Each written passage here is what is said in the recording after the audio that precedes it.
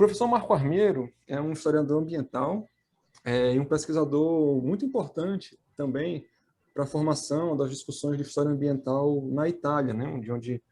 De onde ele vem, ele provém. E atualmente ele é professor do KTH, Royal Institute of Technology, em Estocolmo, na Suécia, onde ele atua também como diretor do KTH Environmental Humanities Laboratory. E ele é presidente também da European Society for Environmental History e membro do Consiglio Nazionale delle Ricerche. Não sei exatamente se eu pronunciei direito. Mas o Marco Armiero, ele também vem dedicando os seus estudos nos últimos anos para temas como conflitos ambientais, migrações, a questão da nacionalidade, justiça ambiental, paisagens. E entre as suas obras, a lista é grande, mas eu queria destacar especialmente duas obras. A primeira delas é uma obra que saiu esse ano e que teve inclusive disponível também em acesso livre no Open Access, que é o Waste Ocean, Stories from the Global Dump, que saiu esse ano e não sei agora como é que está a disponibilidade dessa obra, mas é uma obra que teve em acesso livre, né, recentemente. E uma outra obra que eu queria falar também é um livro que ele editou com a professora Lise Cedrez, que está aqui com a gente, com muito orgulho, e tem o título A History of Environmentalism, Local Struggles and Global Histories. Marco, é uma grande alegria, é uma grande satisfação. A gente estava esperando ansiosamente para esse encontro com você. A gente quer agradecer imensamente pela sua disponibilidade em estar aqui com a gente, mesmo com as questões de fuso horário, do tempo diferente. A gente sabe que já está na hora do jantar ainda, de cenário, enfim, mas muito obrigado, Marco. É uma grande alegria para a gente. E é isso, Marco. I would like to thank you immensely, and I would like to give the floor for your presentation.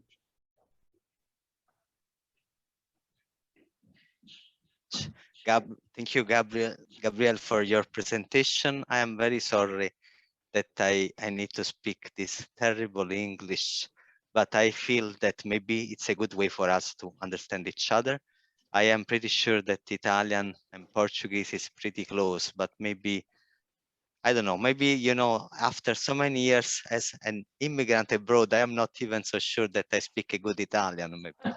So I need, you know, to live with my bad English and poor Italian. But anyway, first of all, I want to thank Lise and for inviting me here today. And I want to thank all of you for being here. Of course, especially I have, you know, I want really to thank Eunice and Samira, because I know that you're joining us. I want to thank because Jose, Augusto Padua, and all the friends, Bruno, everybody who's here.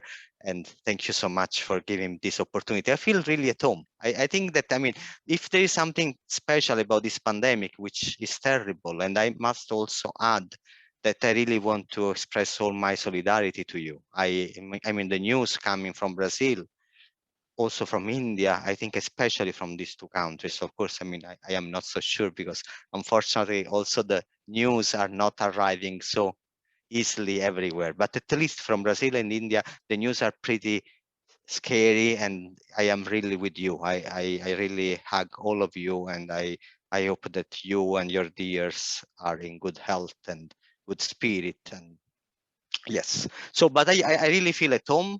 I feel as you were saying, Gabriel, I have so many things going on. I mean, I published a book with Lisa, indeed, but I also had a book that I did together with Eunice on migration. And I am doing a special issue together also with Eunice about environmental justice. I think that Samira, we are in the same special issue, no? About migration, right? So I am, and of course I am working very close with Bruno now for our project. So I really feel at home, and for me it's very big privilege to work with you. And you know, I live in Sweden, so you can imagine that, you know, having a bunch of Brazilian friends is, you know, like, you know, good air, really, you know, a possibility to breathe. I am now going to share my screen, and start my presentation. Just 1 second, I want to show the presentation in the right way. Okay, very good, thank you. So this is the presentation. So today what I'm going to do is to present our research project, Occupy Climate Change. And what I will do is to present the project in 3 ways. So the theoretical background of our project, a short presentation of the project, and finally, I will say a few things about the proposal, this new phase of the project, which is what we have called Occupy Goes Global. So let's start from Occupy Climate Change and from the theoretical background. Maybe I should say just a few words about the project per se. Occupy Climate Change is a project that we started more or less 4 years ago. It's a project funded by the Swedish Agency for Sustainable Development, FORMAS, and it's a project which aims to tackle grassroots initiatives about climate change. I will say something more about the details of the project and what we have been doing and what we are doing in a moment. But I would like to start for now talking about the theoretical background of this project. I think that Occupy Climate Change challenges 3 mainstream assumptions, or we can say 3 mainstream narratives about climate change. The first one is the narrative of the future apocalypse. The second mainstream narrative that we are addressing, maybe challenging, I should say, is the assumption about the scale of intervention, the proper scale of intervention to tackle climate change. And the third narrative that we are challenging is the narrative of the apolitical consensus. Or, if you prefer, we can say the binary opposition between climate change denialists and all the others. And I understand that giving this paper, this chat, I should say, this chat with friends in Brazil is a little bit controversial. And maybe you will also, feel free to criticize this point. I understand that in your reality and your context, this can be something controversial, but we will talk about this, and I will be very happy to listen what you think about this. So those are the 3 mainstream narratives that I believe are those that the project is challenging from a theoretical point of view. So let's start from the first one, which was the narrative about the future apocalypse. Especially in the global north, in Europe, in North America, there is a growing narrative about the future climatic apocalypse. Science fiction narratives help a lot to project fears and anxieties into the future. And I don't know about you, but lately, especially during these pandemic times, it has been so difficult for me to do proper field work and archival research. So sometimes I feel that the best field work I can do is watch a nice science fiction series on Netflix on my couch or my sofa, or maybe I have done my own field work into the COVID-19 since I got sick. And so I decided to do a little bit of field work in the hospital, but it was a field work that I would rather prefer not to have done. So it's science fiction projecting the apocalypse into the future, but it's not only science fiction, no? You can think, for instance, of the Brundtland report and the classic definition of sustainability. No, I said the aim to leave enough resources for the next generations, to be able to give enough resources to the next generation. As the Invisible Committee has written, I don't know if you're familiar with this collective of writers, of authors. They have published at least 3 pretty popular books in the past. It's not clear who they are. They have this, collective name, but there are speculation about a group of anarchists from France. As the Invisible Committee has written, and I'm quoting here from their book, it's the apocalyptic prophecy, be it economic, climatic, terrorist, or nuclear. It is pronounced only in order to summon the means of averting it, which is to say, most often the necessity to govern, to rule. No organization, whether political or religious, has never declared itself defeated because the facts contradicted its prophecies. Because the purpose of prophecy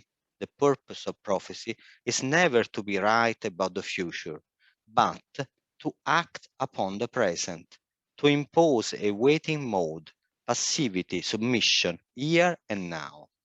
As a matter of fact, and this is end quote from the Invisible Committee, as a matter of fact, in another book, the Invisible Committee also speaks precisely about climate change and this idea of the future apocalypse projected into the future, an apocalypse that is not very scary in the end, because it's always not about us here and now, but about someone else arriving later on in the future. And I think that my dog wants to be part of the webinar. Sorry for this.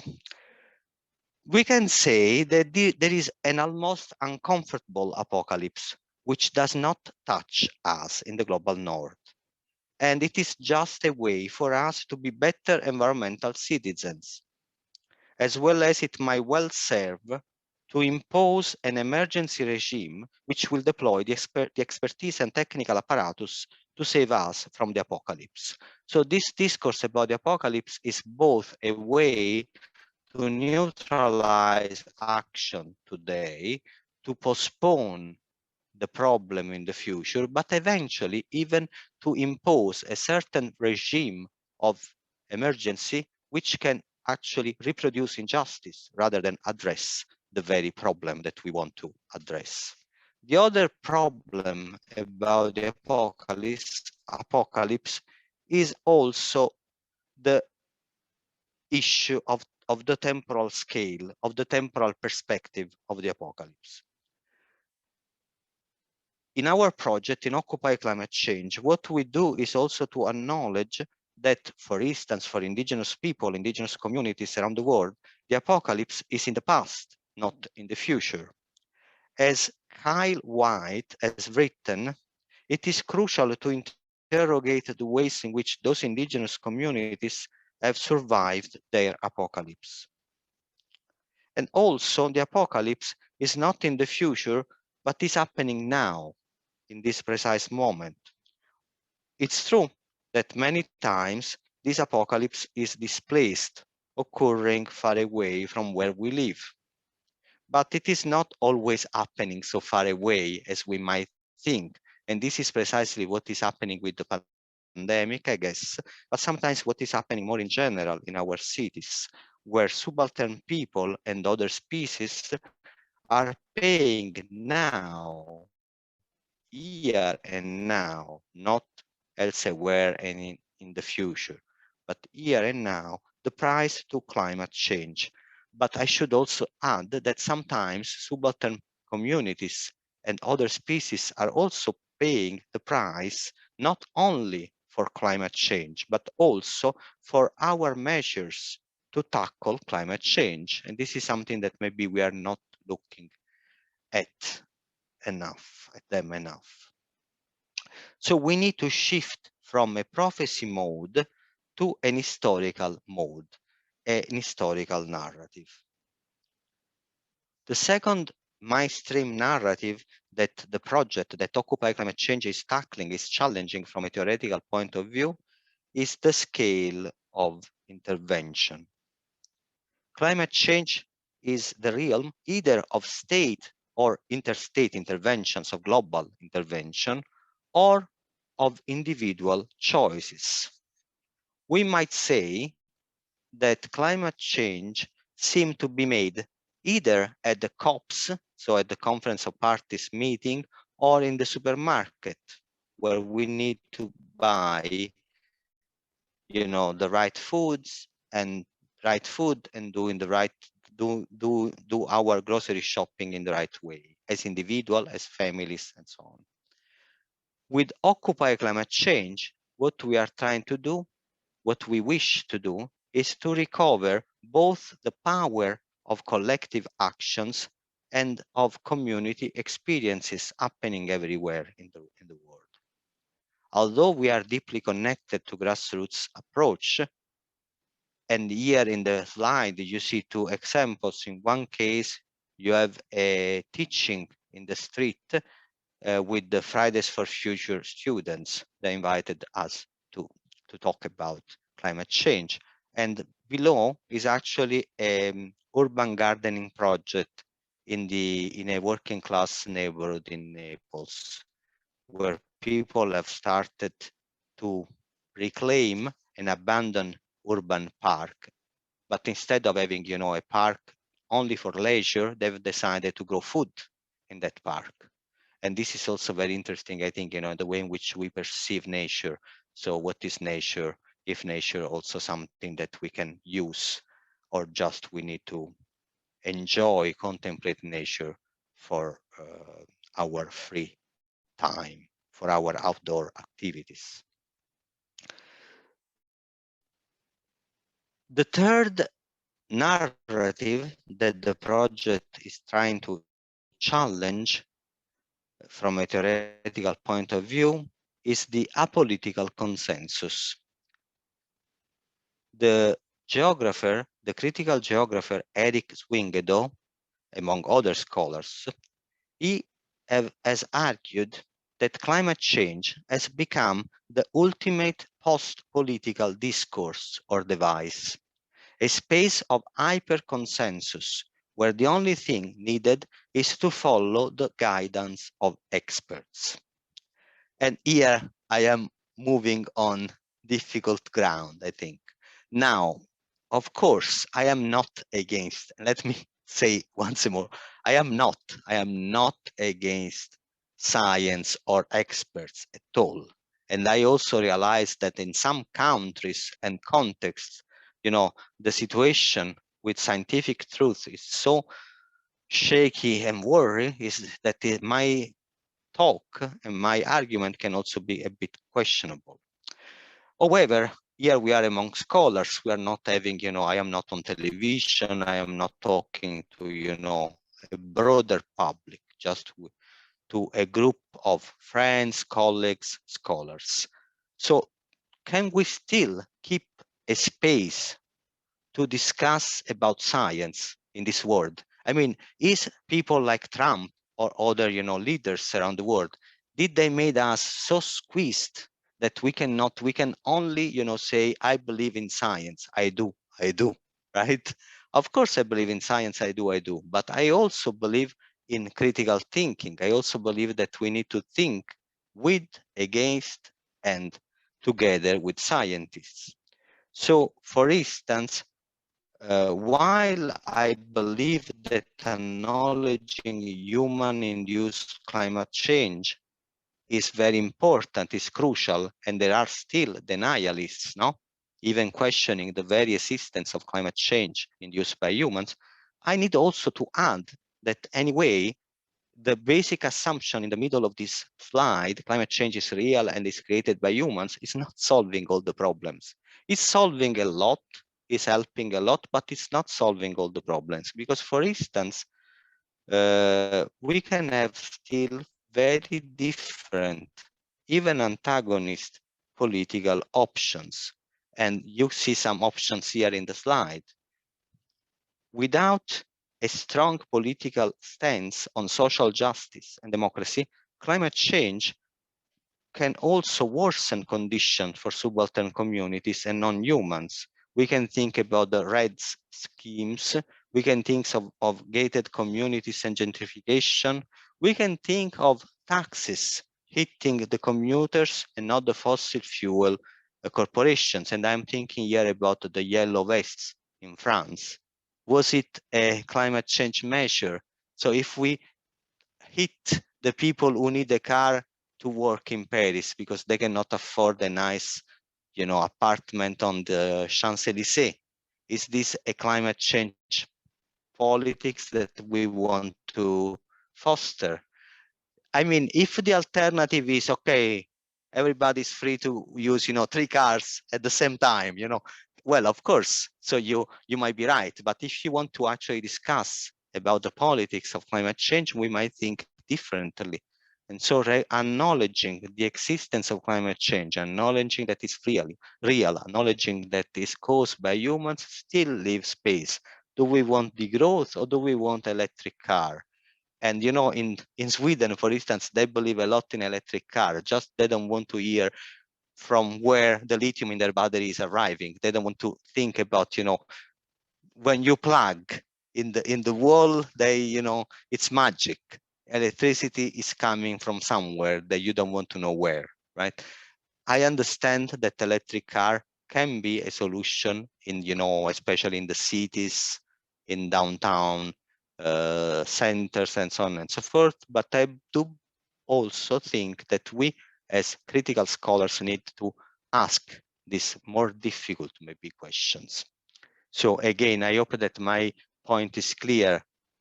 Here I am not questioning science. I do believe that scientists have been crucial and are crucial in pointing to the very problem and to some solutions, but I do believe also that we need politics. I am not for, Francis Bacon, a republic of scientists in which, in a lab, they will decide how we live. I still think that, for this, we need conflicts, we need organization, we need civil society, we need precisely what is called politics. Here, I am starting very quickly the second part of my presentation, which is a third. It's organized in 3 parts, as I said. So this second part is about presenting the very project, Occupy Climate Change, in a nutshell. So Occupy Climate Change researches the practices and experiments of grassroots organizations and local governments across different case studies in order to identify how their diverse, dynamic, self-organized responses to loss try to undo the damage. Occupy Climate Change delve into the practices of self-organization and solidarity experimented by grassroots groups, researching which kind of knowledge has been produced and whether these practices can be scaled up beyond what David Harvey and, oh my God, I cannot remember the name, and Williams have called once militant particularism, right? This endeavor requires a critical appraisal of the highly contested narrative of societal resilience. And I think that a discussion about resilience is kind of important when we talk about climate change. Maria Caica argues that, for instance, instead of studying the resilience subjects, we should, and I'm quoting here from her article, an article with a very powerful title. I think that the title is something like, "Don't Call Me Resilient Again." Anyway, quoting from that article, Maria Caica, what we need is to identify the actors and processes that produce the need to build resilience in the first place, end quote. So we need to engage critically with material basis reproducing injustice. In a sense, the basic definition of resilience is that a system, a community, a system is resilient when is able to go back to the state in which it was before the stress arrived, no? But if the situation in which it was before the stress was an unjust situation, should we go back to that point? Or actually, it makes more sense to speak about resistance, to speak about something performative, which is changing the reality rather than going back to the norm. I think that in Chile, not so far away from you, they have been saying a very, I think, a beautiful slogan in the streets, something like the normality was the problem.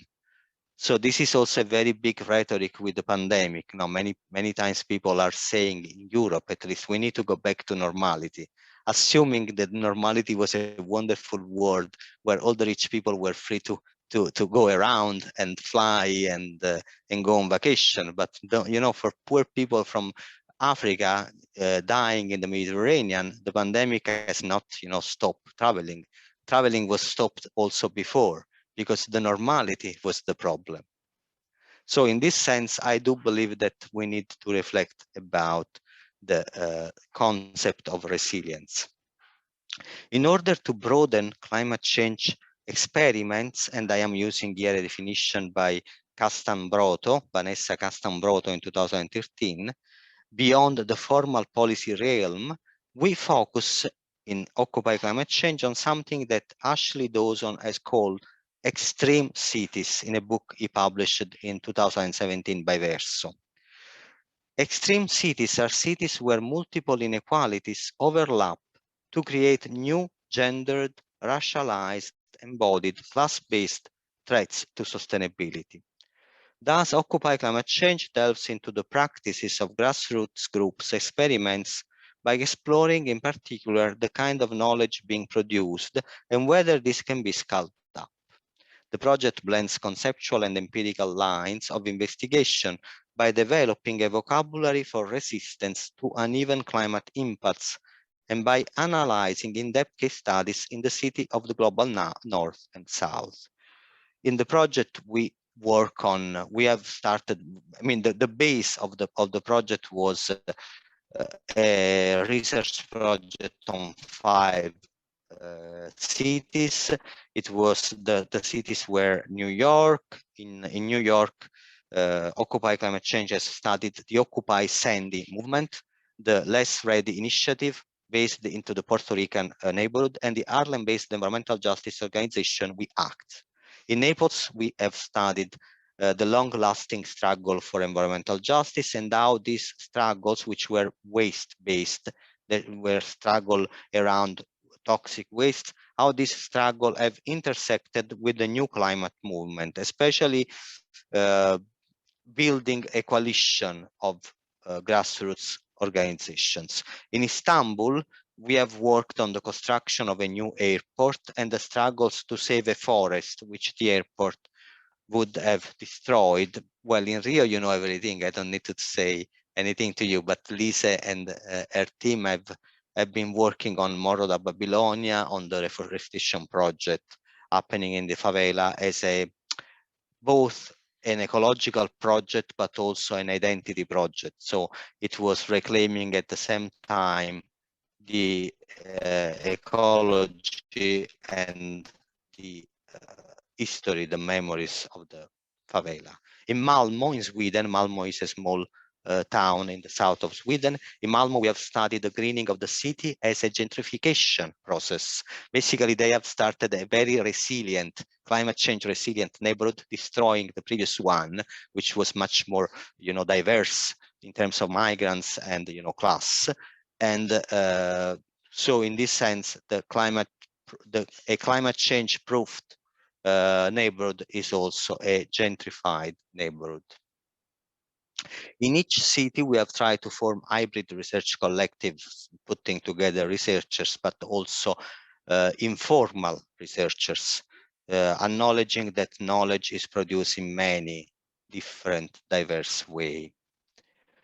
Those are a bit some outputs from the project. We are publishing a special issue in the journal Social Text, published by Duke University Press, and our special issue has the title Urban Climate Insurgencies. We are publishing an edited volume with Amsterdam University Press, which will be in open access, something that we truly believe it's important. We have produced a People's Climate Plan for New York, and we are trying to produce a People's Climate Plan for Naples, and hopefully in other cities. We have books, and we have the Atlas of the Other Worlds, which is an open database where many, I want to check my time. I still have 3 minutes. Marco, So this is an open database. Yeah. Marco, just for us, do you have a date for the social text? Because there are some students here that would love to see this. When Yes, is I it have come out? the date. It's not good news because it's going to be out in 2022, so next year. But in the first month, they told me it will be the first issue in the new year. Good. And I don't know if you can see here, this is a screenshot from our open access database on which Bruno and many other friends and colleagues in Brazil are working on. This database will collect basically the cases that we are exploring. So cases of grassroots initiatives tackling climate change. Let's see if I can move. Yes. And yes, this was a presentation of the Atlas, and the Atlas is collecting these 3 kind of entries. As you see, there are also entries there. So we have been studying grassroots initiatives tackling climate change, but we are also studying institutional initiatives at the local level. So the municipal governments doing something about climate change. There is also a more environmental humanities initiative that we are also doing, which is this idea of imagining the future. So we have asked youth, young students, somebody also not so young, including myself, to imagine the future, you know, our own cities in 200 years from now. And the idea would be precisely to try to understand which kind of imaginaries we can mobilize, and we are mobilizing. A lot is dystopic, as you know, but in the end, I think that even this is very interesting to understand the way in which we are able to imagine the future. I think that Ursula Le Guin, the very famous science fiction writer, once said that the crisis we are living is mostly a crisis of imagination. No? And you know very well the very famous line that I don't know who was the first saying it. I have read from Zizek, but maybe it was also from somebody else. And you know, the issue that today it is easier to imagine the end of the world than the end of capitalism. So this crisis of imagination. And maybe I can stop here because I think that, well, this is the last part of the project in which we have been opening the project instead of closing up. So the funds are over, the project ended last December, we are just wrapping up the project now. But instead of, you know, thinking, okay, the project is over, let's move to a new project. This is the way in which we work, especially in Sweden, maybe also in other countries. And now I need to stop. In other countries with this grant machinery, no, that you produce, you apply for a grant, you get the grant, you do the project, and you move to something else. Well, it's not a very committed way to think about, you know, our work. So we actually thought that this is an interesting area of research and of collaboration, and we want to expand. So in this moment, we are trying to have a global view on Occupy climate change with partners from many countries around the world contributing to the Atlas, so this open access database. And you have here some, at least some people, institutions, programs that have expressed at least interest to join us, and we will see what will come up from this. And I stop here. Thank you very much. Great, Marco. Thank you. It's a great pleasure to hear you. And I can make a debate now. Eu só queria fazer Diz um aí, Luiz. adendo. Como uma das colegas, uma das membros do time, eu lembrar alguns produtos brasileiros que aconteceram. Um foi a própria dissertação de mestrado da Natasha, que está aqui, e que é um resultado do Occupy Climate Change. A outra coisa é um texto que eu e ela produzimos, que foi publicado no passado também, e também sobre experiência, e em um certo sentido, uma coisa que o nosso próprio História Ambiental para Todos, o nosso programa de extensão, que começou como, se vocês lembram, um programa mais de genérico, de treinamento de professores, de professores e de um público amplo, ele acabou se tornando um projeto de extensão muito voltado para o Morro da Babilônia. O ponto alto dessa colaboração com a cooperativa do Morro da Babilônia, e para mim um momento extremamente emocionante, foi quando os nossos parceiros vieram apresentar o trabalho deles dentro da universidade. E eu ainda fico às lágrimas quando eu penso nisso, porque foi um desafio aos nossos privilégios de tantas formas diferentes. Para você ter uma ideia, para quem não estava na época, eles não entraram no prédio da UFRJ, eles viram as grades e ficaram ali na praça do Largo de São Francisco e me chamaram no telefone. Você lembra disso, Natasha? Sim, porque eles acreditavam que não poderiam entrar. Eram negros, eram pobres, eles nunca tinham entrado numa universidade, a maior parte deles, e eles entraram, mas tinha que pedir permissão, especialmente depois eu pensei, os dois policiais ali na frente, e no final eles tiravam fotos de dentro do prédio, porque era um momento de contato muito raro. Então, eu posso dizer muito claramente que o Occupy Climate Change mudou o caminho que a minha carreira estava indo. Eu estou muito mais envolvida. E eu acho que, quando eu comecei em História Ambiental, o Zé lembra, minha visão era muito mais de ativismo. E eu fui trabalhar com Greenpeace, eu fui trabalhar com Zero. E depois disso eu entrei para uma visão quase que tecnocraticamente acadêmica. E o Occupy Climate Change, com essa noção de militância, de crítica, deu uma guinada na minha carreira em outras coisas. Então, eu sou muito grata ao Marco pela oportunidade de trabalhar nesse projeto. É muito especial. E nós temos um ecomuseu para fazer, né, Natasha? Sim, a ideia é transformar esse trabalho e reverter também para a comunidade, né, para o que eles têm a mostrar também, né, dessa história toda do testamento. Antes de fazer perguntas, Bruno, você quer falar um pouco de como a gente está guiando no Parte do Brasil e de como a gente quer juntar para o laboratório, ou vamos deixar isso para o final? O que você achar melhor, Lise, pode ser agora. Eu acho que podíamos falar agora. Pode Já que falar. falou na questão do projeto, faz sentido, né?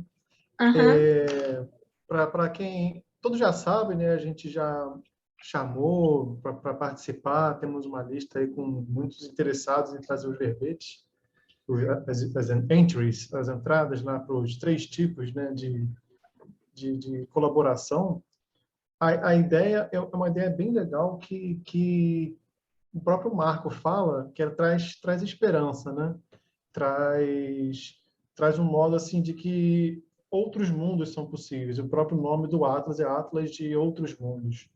E ver que como pessoas, seja no Morro da Babilônia, ou então um caso que eu escrevi, por exemplo, sobre as hortas cariocas, que é visto como uma iniciativa da própria cidade do Rio de Janeiro, mas dentro da estrutura da cidade, ela é atacada, as verbas são cortadas, então é como se fosse um movimento social dentro do Estado, vamos dizer, e com muita resistência, muita resiliência, com todas as críticas da palavra resiliência.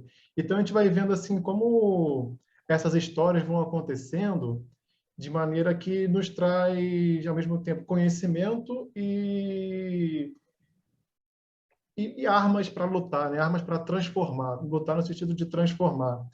E a ideia é expandir cada vez mais, com mais colaboradores escrevendo e dando mais caldo, né? Dando mais volume para as produções lá. Natasha está fazendo sobre Babilônia, Gabriel vai fazer sobre um movimento lá em Fortaleza.